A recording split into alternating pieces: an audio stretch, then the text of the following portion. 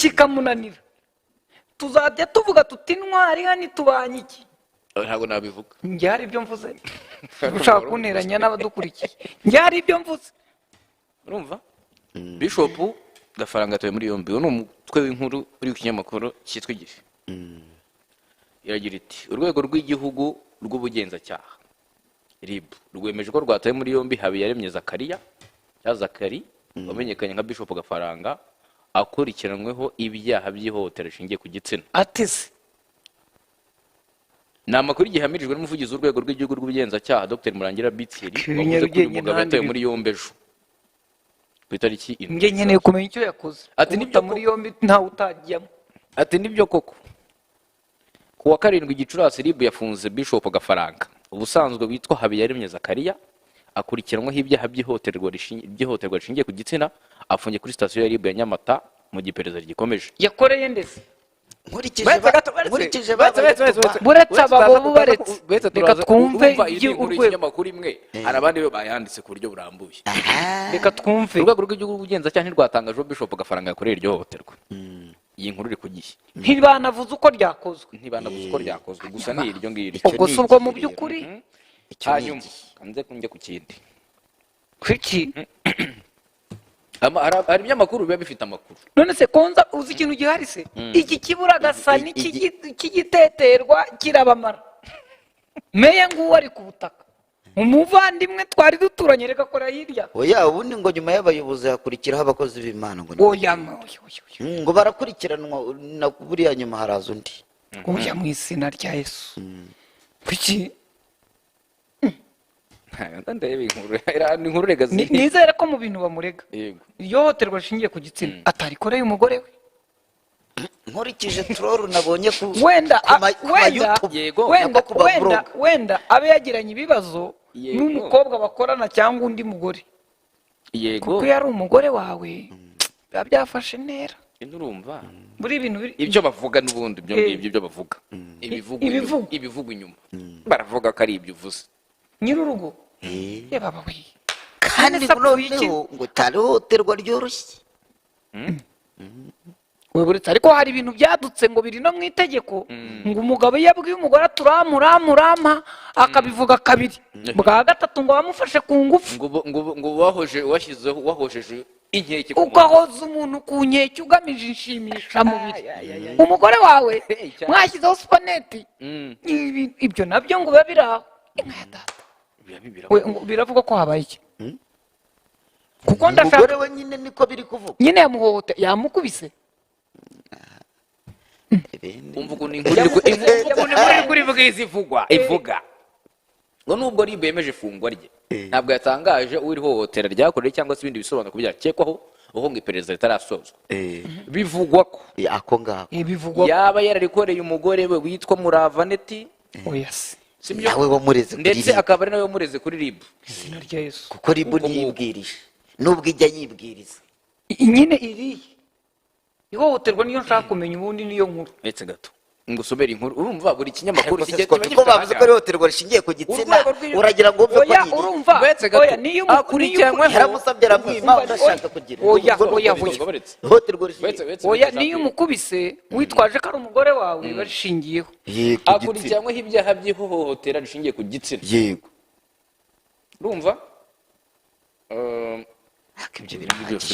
ibyo birahagije oya ntabwo bihagije ni umugore we kandi n'ihohoterwa rishingiye ku gitsina nose urumva harabaye. Ese ihohoterwa rishingiye ku gitsina nk'ukubise nk'urushyi ryaba ari ihohoterwa rishingiye ku gitsina? Oya unkubise urushyi uvuga uti urambona wa munyamakuru ukankubita urushyi ariko uje ugasanga ngo abagore uko mwigize ukankubita urushyi rishingiye ku gitsina kuko kumva ufite imbaraga zinkubita ni uko uvuga ko ndi umugore.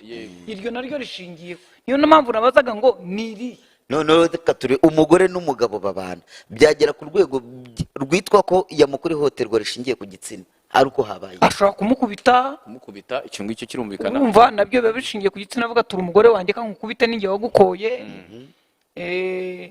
Ashobora kuba amubwira amagambo mabi ashingiye ko ari umugore akamubwira ati uri agakobwa kagize gati ibintu nk'ibyo naryo rishingiye ku gitsina. Ushingiye kuvuga ngo iyo bajya gusobanura ihohoterwa rishingiye ku gitsina ntabwo ari igihe hari ibikorwa byakorewe ku gitsina aho ngaho rero ntabwo ari cyo bitari biba bivuga. iby'abandi. aho ngaho rwose uramfashije kubyumva. Uru rubanza ko narwo tuzarujyamo se? mu izina rya Yesu abantu ibintu bandika nizere ko atari byo. njyewe mbonye ngiye kubireba rero ukuntu ihohoterwa rishingiye ku gitsina risobanurwa. rizane ihohoterwa rishingiye ku gitsina ni imvugo ikubiyemo ibikorwa byinshi. isobanura igikorwa icyo ari cyo cyose cyangiza gikozwe kinyuranyije n'ubushake bw'umuntu kandi gishingiye ku itandukaniro rigenderwaho muri sosiyete hagati y'igitsina gabo n'igitsina gore. harimo ibikorwa byo kubabaza umubiri, kubabaza umuntu bishingiye ku gitsina, ku mitekerereze cyangwa se kumuteza umubabaro, iterabwoba ryo kumukorera ibyo bikorwa, agahato kumubuza umudendezo. ibyo bikorwa bishobora gukorwa mu ruhame cyangwa se mu ibanga ahiherereye. ubwo hariya byabaye ahiherereye, bishobora no kubera mu ruhame. ihohoterwa rishingiye ku gitsina ni iryo. mu rugo se ni mu ruhame? hashobora kuba hari n'abantu bahuruye da mu ruhame. ruhame rega ni ikintu kinini. Ako gafaranga k'uyu mugore yamukundaga afashwe n'ibiki? gukundana ushobora kuba mukundana mu gitondo ibintu bigahinduka. cyangwa ni rwa rukundo rwo mu mafoto mwugacura uzi ko hari umugabo utagakubita umugore we yamara kumukubita mu kanya akaba yamuguriye ishakoshi akamupositinga. abandi bagore bati cyangwa umugabo nka runaka kandi agafaranga we karatomboye ate ugezeyo. akumva bino bintu rero nizere ko dore ikibazo cy'abantu ubu bagiye kugenda batangira bajya muri komere ngo twari twarabivuze. wowe none se numvira ko batangiye kumutuka. ino abantu bagiye gutangira ngo uriya mukobwa twari twaramubiye ngo yamunize ngo amuheze umwuka.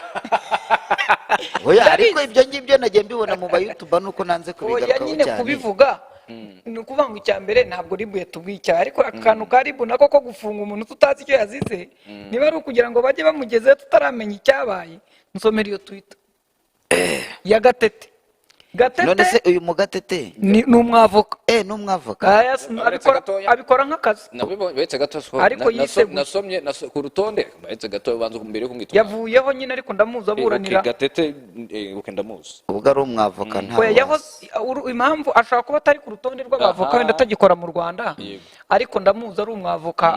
ari kubo birukanye se cyangwa mu basezeye. urumva hano bagira lisite yabo sibyo y'abantu baba nk'uko nabonye. reba birukanywe.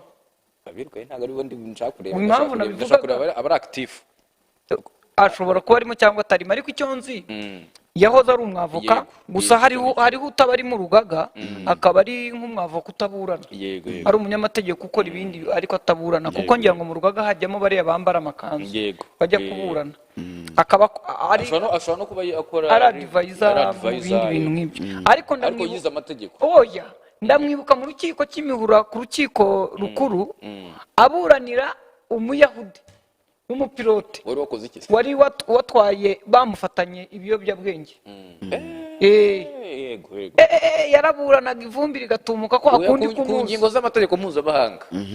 yari ameze nabi cyane rwose. niga kumubona dusomera tiki. Gatete Nyiringabo Ruhumuriza. uwo niwe. I'm not advocating for adultery, much less polygamy. musobanurize. ntabwo ndi kwamamaza ubusambanyi cyangwa se kwigwizaho abagore. I just do not think two adults having consensual intercourse should attract a criminal investigation at RIB and the prosecutor. ntabwo ntekereza ko abantu babiri babyumvikanyeho bakuru babyumvikanyeho bagakora igikorwa cy'imibonano mpuzabitsina ibi ngibi byakagombye guhuruza inzego nka RIB n'ubushinjacyaha. mama ya munguta. A marriage is a civil contract. ubukwe cyangwa gushakana ni amasezerano mbonezamubano. Therefore its breach should do like every other civil contract in Rwandan positive law. bityo rero gukurikirana ibintu nk'ibi byakagombye n'ubundi gukorwa mu buryo bw'ubwumvikane bunyujijwe n'ubundi mu bwunzi ndetse n'ibihano by'amafaranga and attract civil procedure n'ubundi hakazaho n'ubundi ubwo ni ibyo byose by'ubunzi. iyi ngingo rega barayireze. arbitration mediation and potential monetary compensation. amande ni amande hakazamo ubwumvikane umuhuza ubwumvikane hanyuma wenda n'amafaranga wenda niba hari wenda ibyangiritse agacibwa amafaranga ariko ntabwo ari icyaha not rwose, it's not criminal process. procedure ntabwo ari ikintu cyagombye rwose gukurikiranwa n'ubugenzacyaha n'ubushinjacyaha ngo ujye mu mategeko oya hano ikintu gihari this is a basic principle of law wenda itegeko ryo rirahari ariko iri tegeko ntabwo rijyanye n'igihe. Icya kabiri iri tegeko ntabwo rikora ku bantu bose. hari akantu yasorejeho ati by the way the wife of the mayor retracted the accusation and the mayor was released. Only his career and reputation have been irreparable damaged, none whether he was innocent or not. yego uko byagenda kose umugore we yagikuramo icyo kirego niba ariwe nawe wagitanze, sibyo? ubwo urumva bishingiye kuri meya. yagikuramo atagikuramo n'ubundi isura ya meya yarangiritse, akazi ke karagiye, yego yaba yarabikoze cyangwa atarabikoze atari umwere.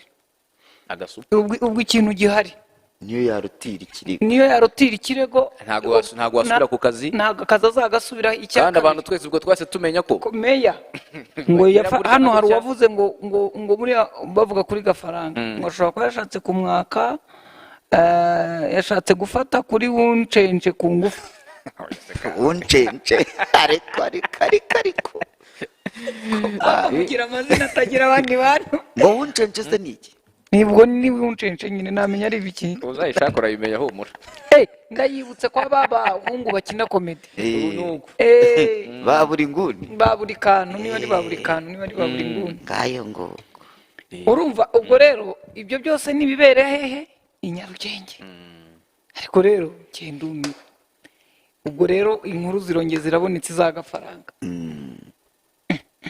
njye numvaga nibura ni kwa kundi uvuga uti bibi byago.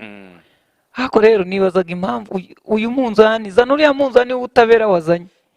uriya ko hengetse cyangwa nuko uteye gutya. oya uzane wose muri sikirini.